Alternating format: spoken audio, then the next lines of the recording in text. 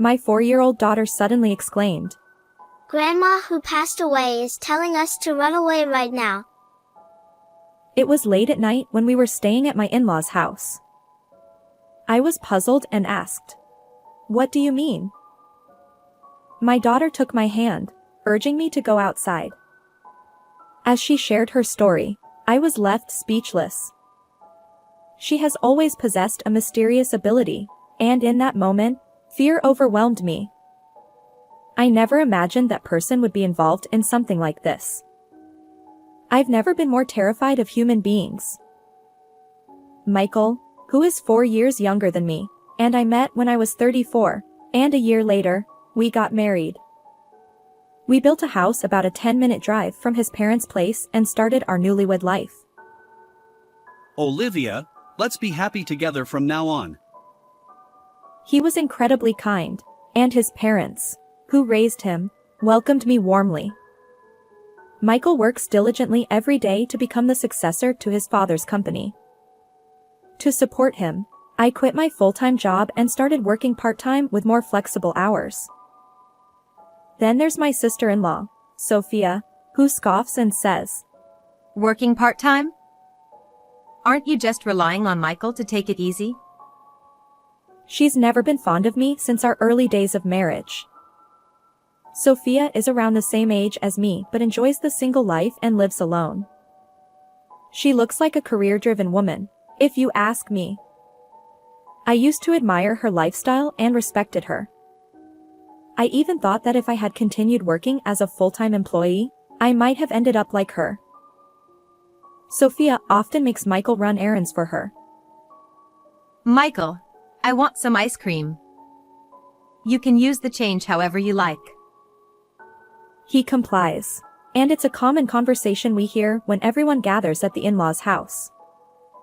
Sophia has always doted on Michael, and he rarely opposes her, despite being in his mid-30s. As an only child, I sometimes envy their relationship. I wish I could get along with Sophia, I thought. But contrary to my expectations, she often treats me harshly. She was somewhat overbearing and would occasionally visit our home when my husband wasn't around. "Olivia, there's a hair on the floor." I've been busy with work today. I was planning to clean later. "You're just working part-time, right? Stop making excuses and get it done. It's a pity that Michael has to live in such a dirty place." Sighing, I complied with her demands. As I cleaned, she'd march into the kitchen and help herself to the half-prepared dishes, tasting them without permission. The flavor is so bland. How can you make something this awful?" It's not finished yet. "I wonder why Michael ended up marrying someone like you." She never bothered to listen to my side of the story, always bringing up Michael's name. And truth be told, I wasn't particularly skilled at housework, so I felt somewhat resigned to her criticisms. However, there were some things I simply couldn't tolerate. "You only have flashy clothes, don't you? And yet, your underwear is so plain." She'd open my closet without permission and inspect its contents. "Sophia, please stop." No matter how much I pleaded, she remained nonchalant, often wearing a malicious expression that made me wonder if she enjoyed seeing me uncomfortable. Sophia even checks inside my closet. I've told her multiple times, but it doesn't work. "Can't you talk to her?" I appealed to my husband when he returned home. His response was off-kilter. Really? Maybe she's just curious about what kind of person my wife is. Yet, despite our conversation, he took no action. I felt disappointed by Michael's lack of support. Sophia's unreasonable behavior continued even after that. A year into our marriage, when our daughter Mia was born, her actions escalated further. Frustrated by our crying daughter, my sister-in-law glared at me. "She cries so much. It's your poor parenting." And to think you had a girl. Do you even realize you're the wife of the eldest son? She would make snide remarks about everything, eventually throwing hurtful words, blaming everything on me. My husband should have noticed this, yet he always turned a blind eye. Lately, Sophia's tone has been harsh, and it's honestly tough. It's your fault, Olivia, so there's nothing to be done. Or are you implying that Sophia is hysterical? No one said anything like that. He consistently took Sophia's side, refusing to engage seriously. As time passed, my dissatisfaction with Michael grew. Is it okay to continue like this forever? Divorce crossed my mind, but having experienced the loneliness of being raised by a single parent after my own parents' separation, I hesitated. I didn't want my daughter to feel the same way. Despite it all, I endured because my in-laws kindly watched over me. However, I suddenly lost that support. When my daughter Mia was just 6 months old, my mother-in-law succumbed to illness. The shock of her departure left everyone struggling to cope with their emotions. I'm going to visit Dad because I'm worried about him. Understood. Let me know if there's anything I can help with. During this time, my husband frequently visited his father's home, leaving me and my daughter behind. Sometimes he returned late at night. I asked about the reason. Dad feels lonely being alone. But you see your dad at work too, right? Can't you ask Sophia to help with family matters? You're quite heartless. Even though Dad is feeling lonely, you're suggesting I leave him? That's not what I meant. Although I initially expressed my desire for more quality time with our adorable daughter, I realized that parents are important too. I remained silent after that. As time passed, our daughter Mia turned 4. Michael continued his daily visits to his father's house, and his return home was always late at night. I confronted him about his behavior. Michael, you've been busy lately, right? Isn't it difficult for you to keep checking on your dad's well-being? I can go in your place. However, he insisted. Don't visit my dad's house. Sophia wouldn't like it, and I don't want unnecessary conflicts. His determination to keep me away from the family home raised suspicions. I decided to defy his instructions and visit my father-in-law myself. To my surprise, my father-in-law welcomed me with a smile. I've been taking cooking classes and enjoying it. He said happily. His demeanor was completely different from what Michael had described. And then, my father-in-law accidentally let slip a revealing statement that left me astonished. After a few weeks since that incident, one day, my husband suddenly said, Why don't we all gather at my dad's house and have a meal? I hesitated, thinking, but Sophia wouldn't like it if I visited your dad. His unexpected suggestion made me suspicious. He continued. It's fine. Sophia invited us today. So, are you coming? Hurry up and get ready. Michael seemed unusually flustered. Despite the difference from our usual routine, I agreed to my husband's invitation, and the 3 of us, my daughter, him, and I, headed to his dad's home. Upon arriving at my in-laws' house, a delightful aroma greeted me at the entrance. My sister-in-law, Sophia, welcomed me with a smile. Olivia, welcome. I've been preparing dinner while waiting for you. She ushered me inside, handing treats and toys to my daughter, Mia. Although I had braced myself for her usual snide remarks, Sophia's kindness caught me off guard this time. Still, I remained cautious. I shouldn't let my guard down. Maybe she'll play some culinary tricks to spite me. But my suspicions were unfounded. Michael told me about your favorite dishes. I hope they suit your taste. As I surveyed the table, I found an array of my favorite foods. Grateful, I replied. Thank you. Yet, lingering disbelief colored my emotions. Sophia added playfully. Don't worry, there's no poison or anything. I never thought otherwise. Then, unexpectedly, Sophia apologized. Olivia, I've been mean to you all this time. I don't expect forgiveness, but I hope we can get along from now on. Despite my reservations, I decided against further animosity.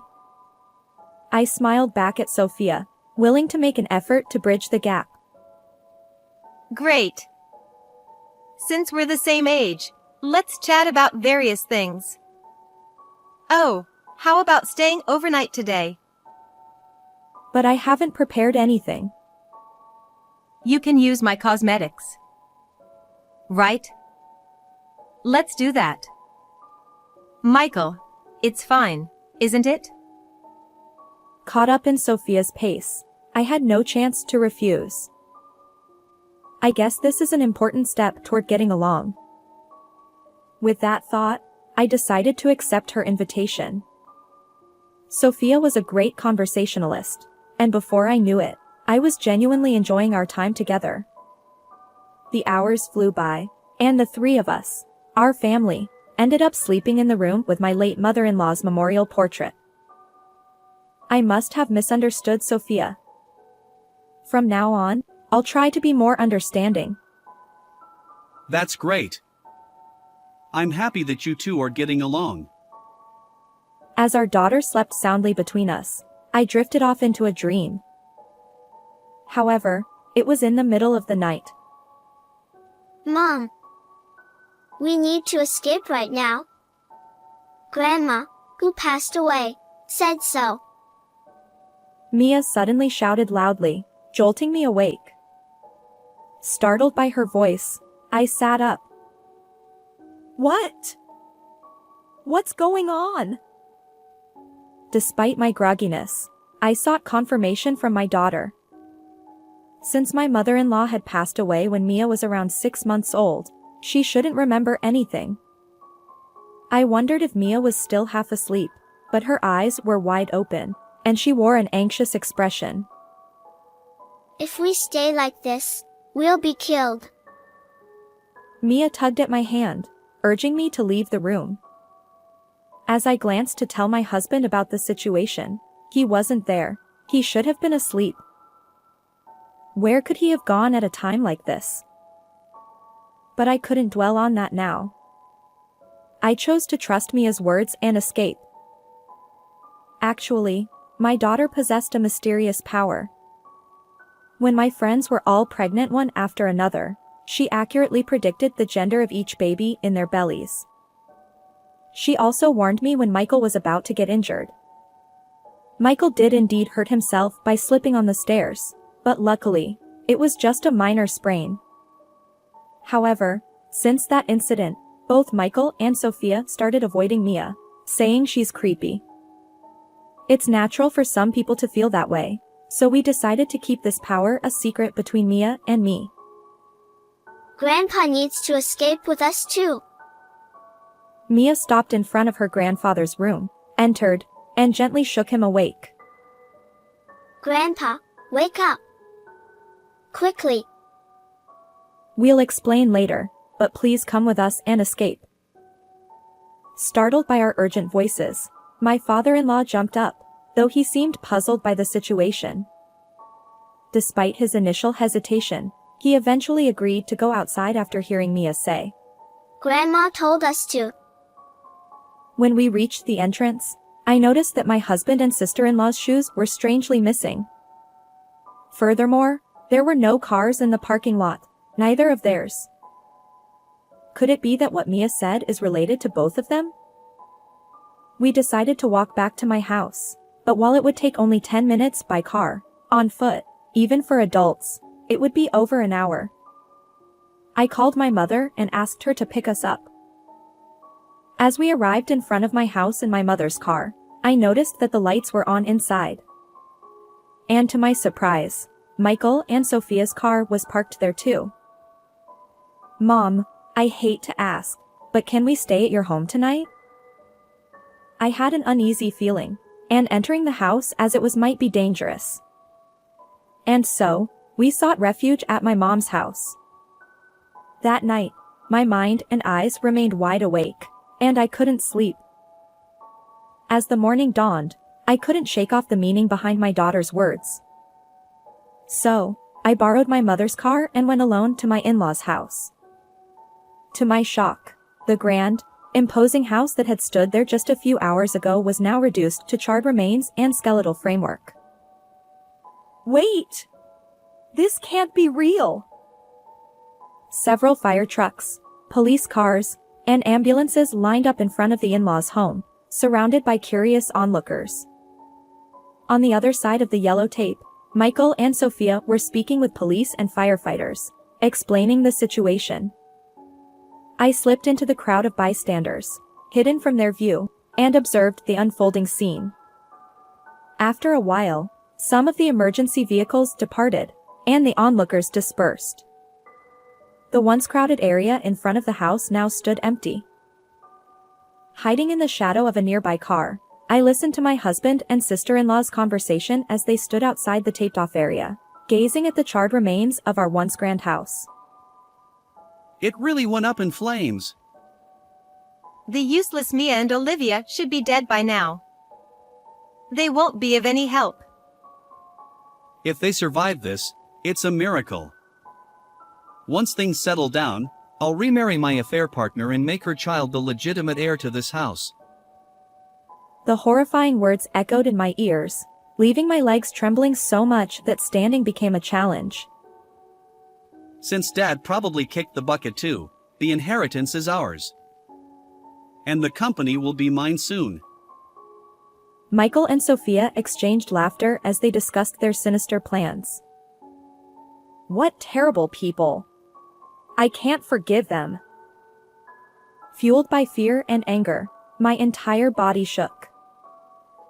Before they could return to my home, I hurriedly drove back to my home, retrieved my belongings, and returned to my mom's home where my daughter and father-in-law awaited.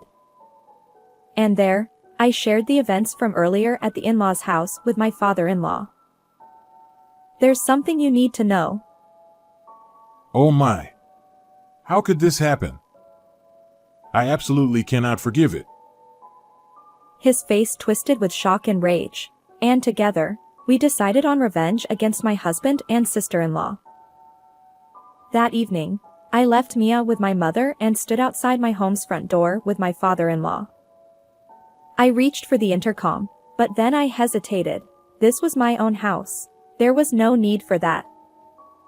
Instead, I decided to open the front door myself. As I fumbled with the lock, I heard a rattling sound, and Michael cautiously peeked out from inside. What? His face turned pale, and he retreated back into the room. Soon after, he returned with Sophia in tow. Why, are you here? She too looked ashen, muttering those words. But when she noticed our gaze, she suddenly clung to my father-in-law, feigning relief. Thank goodness you're alive. We couldn't find any trace of you, and they said they hadn't found anything in the burnt ruins. We were so worried. Yeah! I've been praying that you all were safe. Michael also played along, hugging me tightly.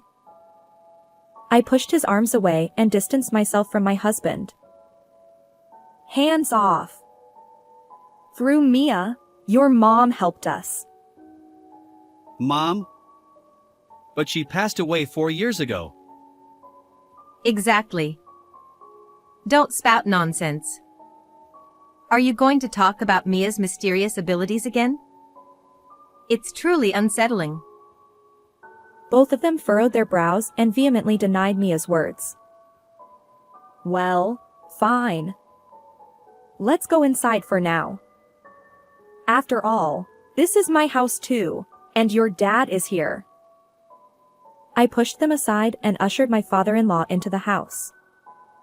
As we entered the living room, Michael, who had followed us, placed a hand on my shoulder and said, Wait. "Didn't I tell you not to touch me so casually?" Oh, Olivia, are you having a hysterical moment? Maybe your hormones are out of balance? This is why women in their 40s get a bad reputation. Sophia smirked, mocking me as usual. Gone was the meek demeanor from the previous day's apology. Her true nature, overflowing with malice, revealed itself, even in the presence of my father-in-law. "That's enough to make anyone angry. This fire incident was orchestrated by you two, siblings, isn't it? Exclamation question mark. I stared at my husband and sister-in-law, hitting the nail on the head. Wait, there's no evidence to say something like that. It's impossible. Despite his anxious denial, Michael stood firm. Meanwhile, Sophia seemed composed, almost nonchalant. Olivia, really? Suspecting your own family? Something must be wrong with you. Being raised by a single parent, you lack that kind of affection. But I'm saying this because there's evidence. I overheard you both talking about the burnt house early in the morning. As I spoke, I glanced back and forth between the two of them. Huh? Eavesdropping, much? And besides, hearing a story from such a chaotic place, there's no credibility. Yeah, what Sophia said. The police won't buy into vague stories like that. Sophia, boldly and unyielding, and my husband, who hid behind her, retorted. This dynamic must have been consistent since long ago. Is this your voices? I pulled out my smartphone from my pocket and played the recorded audio. It captured the conversation between the two of them from that morning. Why are you doing this? When Mia woke me up in the middle of the night, and neither you nor Sophia were there, I became suspicious. I wasn't sure if I could record it properly, but I had it running. Though there was some distance, it was clear enough that the voices belonged to them. Confronted with the audio evidence, Michael and Sophia fell silent. I'll submit this to the police. Surely they'll believe it. Wait a minute. You all escaped unharmed, so there's no issue. What are you saying? You put us in a life-threatening situation, and your dad's home ended up like that. This is a crime. Do you understand? Growing more agitated, I confronted my husband's absurd statements. Sophia, this applies to you too. You must pay for this wrongdoing. Don't get cocky. You wretched woman. She launched an attack, her hostility toward me evident, but I couldn't waste time arguing with her.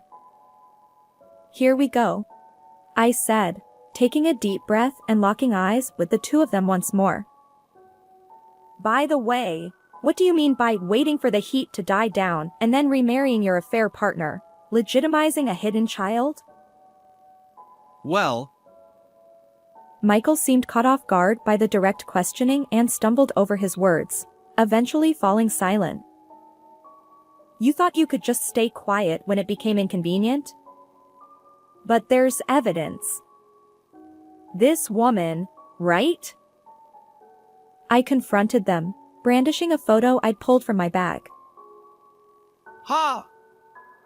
Wait, why did you investigate this so thoroughly? Sophia, what do we do? We're caught. He turned to his sister, seeking help in his panic. But Sophia merely glared at me without offering any assistance. Perhaps that lack of support drained Michael's resolve, leaving him deflated. Actually, I had suspected my husband's infidelity for some time and gradually conducted my own investigation. On that morning, I hurriedly retrieved the evidence I had collected. How long have you known? Well, it started when you said you were checking on your dad, and your returns home became consistently late. From that long ago. But I became certain when your dad told me something. Michael had warned me not to show up at his dad's house, but I defied that order one day. My father-in-law had shared something with me, a statement that, Only you would visit my home. for me, who thought Michael was merely making frequent visits to his dad's house, it was shocking. Although the photo includes Sophia, it seems your affair has her approval, Michael. I confronted them, thrusting the evidence in their faces. So what? Isn't it your fault for being cheated on? You lack any charm. Clearly, she was aware of this situation as well. Among the evidence I had gathered were photos showing the gradual growth of the affair partner's pregnant belly and, most recently, images of Michael and the affair partner strolling with their baby. Olivia, it's not what you think. There's a valid reason. Suddenly, my husband changed his tone, attempting to justify himself. Just as I was about to push them away, my father-in-law, who had silently observed the situation until now, stood up and positioned himself like a guardian in front of my husband and Sophia. What are you both doing? Bullying Olivia, engaging in infidelity, and even endangering our lives. What's your intention? His furious tone left my husband and sister-in-law speechless. Dad, listen to me. It's all Sophia's fault. She introduced me to that woman in the photo just because she didn't like Olivia. You were always complaining about your wife too. So, I mediated between you and that woman. Nobody asked you to do that. Besides, it was you who said our daughter, Mia, couldn't be the heir because she's a girl. But that's true. Dad, you agree with me, right? And don't worry, the child in the photo with that woman is a boy. Our lineage is secure. Michael and Sophia argued, debating who was at fault. Through their exchange, the reason for my sister-in-law's animosity toward me became clear. She, who is the same age as me, couldn't understand why I was happily married with children while she faced a string of rejections and remained single. Her envy of my apparent happiness fueled the years of mistreatment I endured. Sophia, desperate to break up my marriage, used her compliant brother to impregnate her affair partner with a baby boy. This is outrageous. It's beyond cruel. I thought, my anger welling up again, my clenched fist trembling uncontrollably. Enough of this. My father-in-law shouted, and both of them fell silent. Their demeanor resembled that of chastised children shrinking before an angry dad. Olivia, I truly apologize. I've raised such foolish individuals, and I bear responsibility. My father-in-law apologized repeatedly, and I offered him my best smile. Without hesitation, I turned to Michael and fixed him with a stern gaze. We need a divorce, I declared, handing him the divorce papers with my section already filled out. This saves us the trouble of negotiating. We'll officially welcome the affair partner's child as the heir.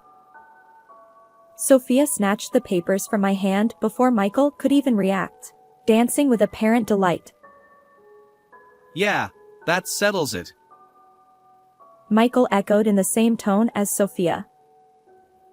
Heir? Ridiculous. As long as I'm alive, you won't get your way. He glared at them. Dad, what are you saying? Isn't this a cause for celebration? Sophia's eyes sparkled. Sophia, I sever all ties with you. Don't ever cross my path again. Michael, the same goes for you. You're fired from the company.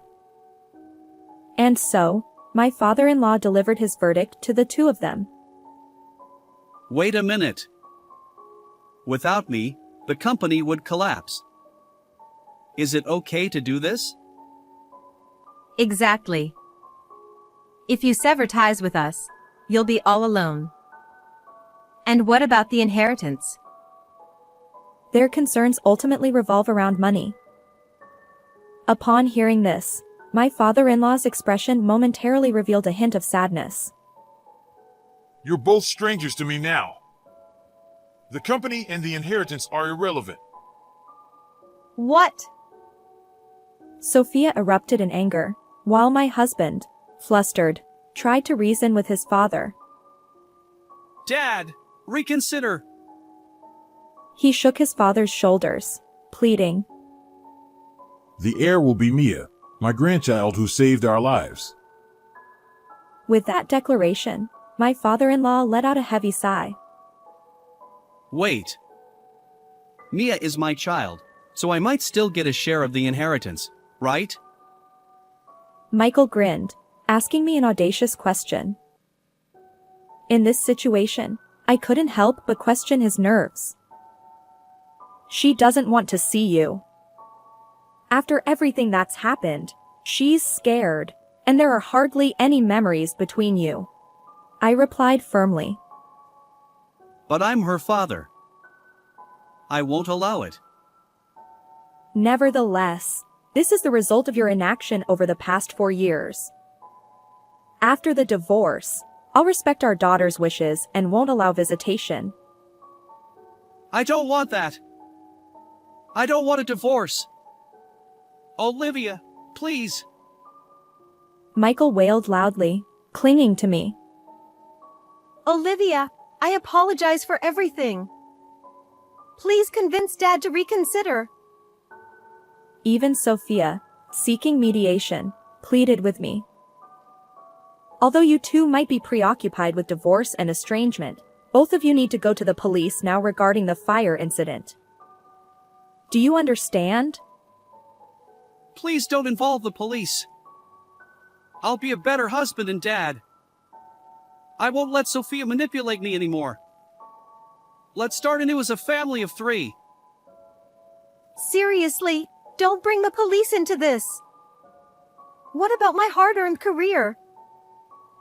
Even though they've come this far, they seem to only think about themselves and say whatever they want. Enough. Reflect on your actions and make amends. I firmly rejected them, pushing them away. Michael and Sophia mumbled in response, collapsing to their knees. Afterward, I took my husband and sister-in-law to the police station and submitted the audio evidence. Both of them confessed, and they were arrested in connection with the recent fire incident. The divorce with Michael was finalized, and he agreed to pay $20,000 in alimony for the affair, along with monthly child support of $400 for our daughter, Mia. Since he'll be behind bars for a while, I intend to collect those payments when he's released. As a bonus, I also received a tidy $7,000 in compensation from the affair partner. Sophia faced the same fate, with her conviction confirmed. She lost her job, of course. Abandoned by her father and separated from the brother she doted on, she's now all alone. Well, it's a consequence of her own actions. My father-in-law, with whom I still maintain contact, is determined to keep working until Mia becomes the heir. Our daughter is enthusiastic about becoming the president of a grandpa's company. These days, life is peaceful, and I feel truly happy. How did you find this story? If you enjoyed it, consider subscribing to our channel. Until next time.